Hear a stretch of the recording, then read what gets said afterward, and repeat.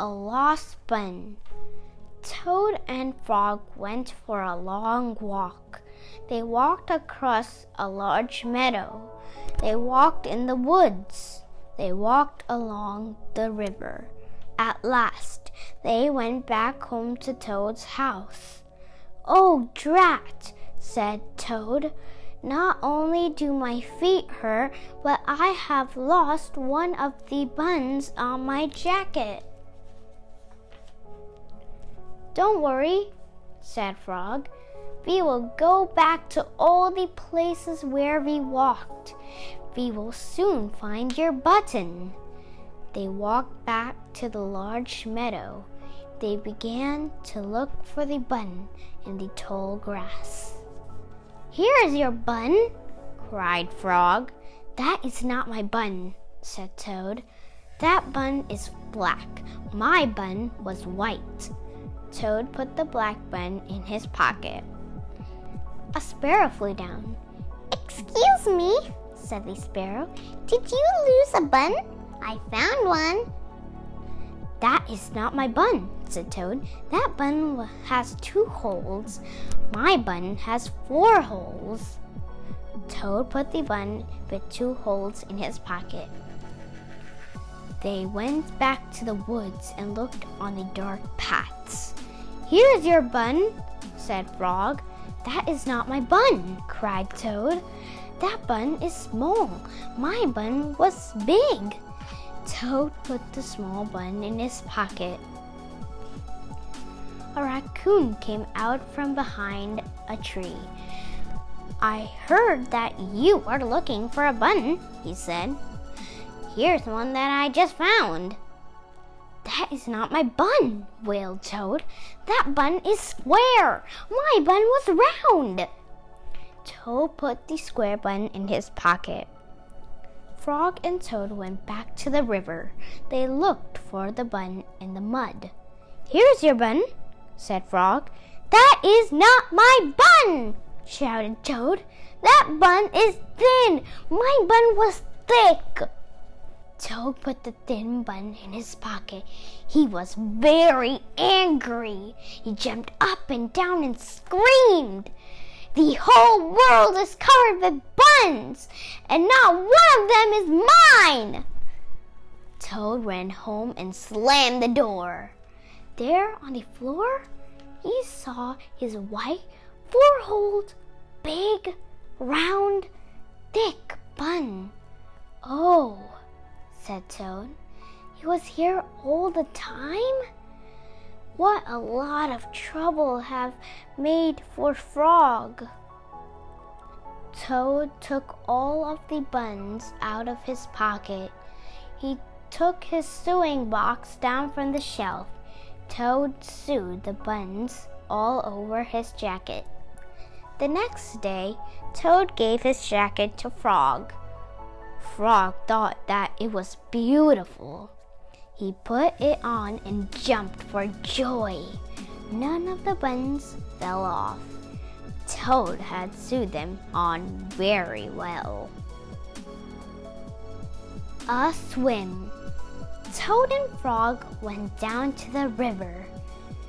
"What a day for a swim," said Frog. "Yes," said Toad. "I will go behind these rocks and put on my bathing suit." "I don't wear a bathing suit," said Frog. "Well, I do," said Toad. "After I put on my bathing suit, you must not look at me until I get into the water." "Why not?" asked Frog. "I look funny in my bathing suit." "That is why," said Toad. Frog closed his eyes when Toad came out from behind the rocks. Toad was wearing his bathing suit. "Don't peek," he said. Frog and Toad jumped into the water. They swam all afternoon. Frog swam fast and made big splashes. Toad swam slowly and made smaller splashes. A turtle came along the riverbank. "Frog, tell that turtle to go away." said Toad. I do not want him to see me in my bathing suit. I do not want him to see me in my bathing suit when I come out of the river. Frog swam over to the turtle. Turtle, said Frog, you will have to go away. Why should I? Asked the turtle. Because Toad thinks that he looks funny in his bathing suit, and he does not want you to see him, said Frog. Some lizards were sitting nearby. Does Toad really look funny in his bathing suit? They asked. A snake crawled out of the grass. If Toad looks funny in his bathing suit, said the snake, then I, for one, want to see him. We want to see him too, said two dragonflies. Me too, said a field mouse. I am not seeing anything funny in a long time. Hee hee. Frog swam back to Toad. I am sorry, Toad, he said. Everyone wants to see how you will look. Then I will stay right here until they go away, said Toad. The turtle and the lizards and the snake and the dragonflies and the field mouse all sat on the riverbank. They waited for Toad to come out of the water. Please, cried Frog. Please go away. But no one went away.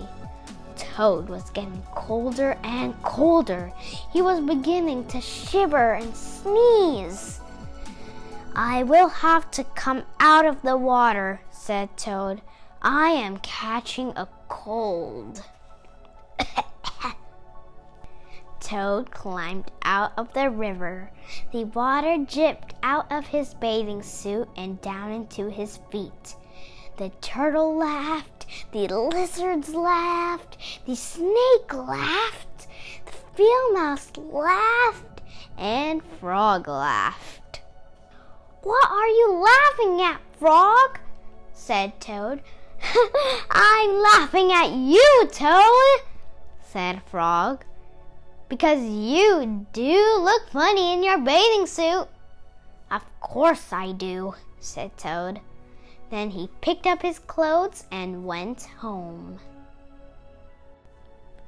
The letter. Toad was sitting on his front porch. Frog came along and said, What is the matter, Toad? You are looking sad. Yes, said Toad. This is my sad time of day. It is the time when I wait for the mail to come. It always makes me very unhappy. Why is that? Asked Frog. Because I never get any mail, said Toad. Not ever? Asked Frog. No, never, said Toad. No one has ever sent me a letter. Every day my mailbox is empty. That is why waiting for the mail is a sad time for me. Frog and Toad sat on the porch feeling sad together. Then Frog said, I have to go home now, Toad. There's something that I must do. Frog hurried home. He found a pencil and a piece of paper. He wrote on the paper. He put the paper in an envelope. On the envelope, he wrote, A letter for Toad. Frog ran out of his house. He saw a snail that he knew. Snail, said Frog, please take this letter to Toad's house and put it in his mailbox. Sure, said the snail. Right away. Then Frog ran back to Toad's house. Toad was in bed, taking a nap. Toad, said Frog, I think you should get up and wait for the mail some more. No, said Toad, I am tired of waiting for the mail. Frog looked out of the window at Toad's mailbox. The snail was not there yet. Toad, said Frog, you never know when someone may send you a letter. No, no, said Toad. I do not think anyone will ever send me a letter. Frog looked out of the window. The snail was not there yet. But Toad, said Frog, someone may send you a letter today. Don't be silly, said Toad. No one has ever sent me a letter before, and no one will send me a letter today. Frog looked out of the window. The snail was still not there. Frog, why do you keep looking out of the window? Asked Toad. Because now I am waiting for the mail, said Frog. But there will not be any, said Toad. Oh, yes there will, said Frog, because I have sent you a letter. You have? Said Toad. What did you write in the letter? Frog said, I wrote, Dear Toad, I am glad that you are my best friend. Your best friend, Frog. Oh, said Toad, that makes a very good letter. Then Frog and Toad went out onto the front porch to wait for the mail. They sat there feeling happy together.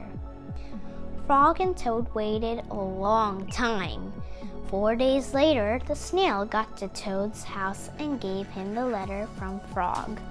Toad was very pleased to have it. The end. So everyone, I hope you liked this fun little book. So I hope you watched part 1 and part 2 of the whole story, the total of the story in all 5 chapters. So I hope you like this book. And if you like this video, don't forget to like, share, and subscribe to our channel. Bye bye everyone. See you at the next video.